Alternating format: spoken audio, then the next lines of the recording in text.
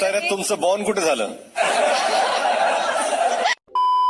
च्या मायला Marathi big boss season लय भारी असं मी म्हणणारच होतो. तेवढ्यात मी कंटेस्टंट बघितले आणि मला संतोष दादाची आठवण झाली. मी बघूच शकत नाही.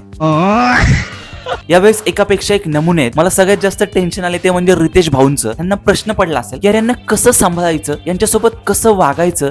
कौन है ये लोग? साष्टांग दंडवत प्रणाम बिग बॉसच्या टीमला की एवढे सारे लिजंड लोक तुम्ही मराठी बिग बॉस सीझन 6 मध्ये आणलेत. Hats of.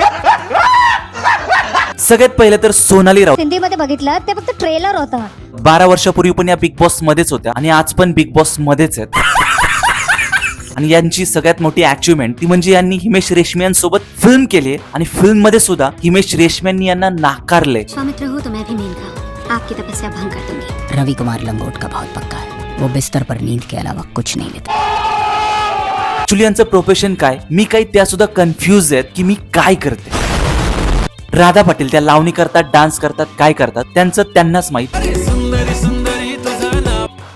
रितेश भाऊंनी त्यांना काहीतरी वेगळा प्रश्न विचारला आणि त्याचं उत्तर त्यांनी काहीतरी वेगळंच दिलं. म्हणजे काय महाराष्ट्रामध्ये एखादं नाव गाजतंय इकडे तिकडे त्यांना तर मी खूप आधीच पळून लावलंय. अनुश्री माने यांचं बॉर्न कुठं चालतं या सगळ्या महाराष्ट्राला माहितीये आणि रितेश भाऊंनी सुद्धा त्यांना प्रश्न विचारला. तुमचं बॉन्ड कुठे झालं? Most intelligent contestant of big boss season 6 ज्यांच्याकडून मला आणि महाराष्ट्राला खूप साऱ्या अपेक्षा आहेत की त्या यावेळेस लवकरच घराच्या बाहेर येतील. Ruchita Jamdar I think most deserving contestant. ती रोडीच खेळून आली. मैं शेर हूँ ये चौथे के बच्चे करते कि मैं. तिने खूप स्ट्रगल केले आणि खूप स्ट्रगल करून ती इथपर्यंत आली तिच्या जोरावर. तर मला रुचिताकडून खूप साऱ्या अपेक्षा आहेत. Thank you so much. Marathi big boss season 5 मध्ये होता सूरज चव्हाण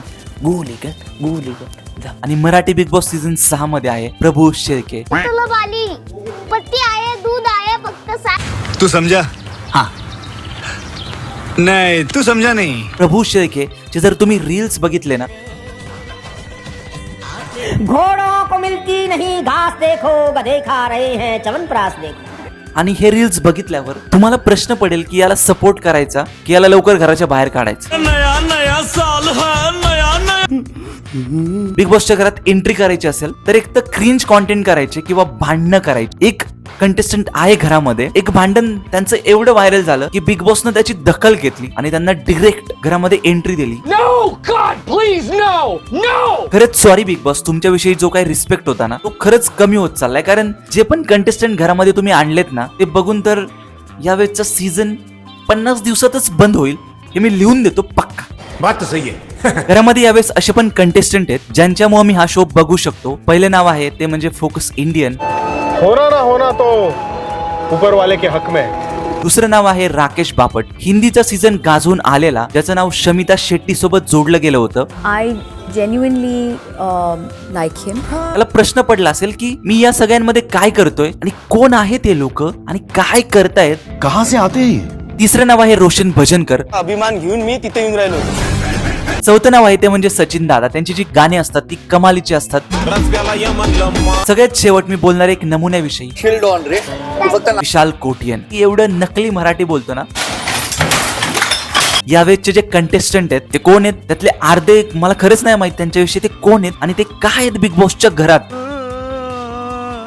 आणि कशाच्या बेसवर त्यांना या घरात घेतलंय. मग जर असं असेल पहिले तर त्या महेश मोठेला घ्या. बिग बॉस ना नंबर बंद केला कारण त्यांनी बाहेर एवढा राडा घातलाय की बिग बॉस चे मेकर्स पण वैतागले असतील की भाई कोण या आणि याला का बिग बॉसच्या घरात यायचंय. ह्यानं बिग बॉसच्या मेकरवरच केस केली आहे की यांनी मला घरात नाही घेतलं, यांनी माझा टाइम वेस्ट केला, यांनी माझे पैसे घेतले. खरं लिजंड तर हाच आहे.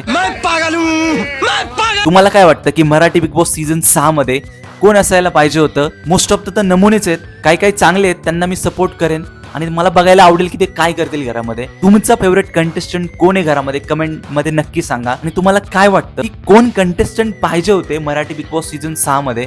आणि स्पेशल मेन्शन फोकस इंडियन. बाकी तुम्हाला व्हिडिओ आवडला असेल तर लाईक करा, शेअर करा आणि आपल्या चॅनलला सबस्क्राईब करायला विसरू नका. थँक्यू.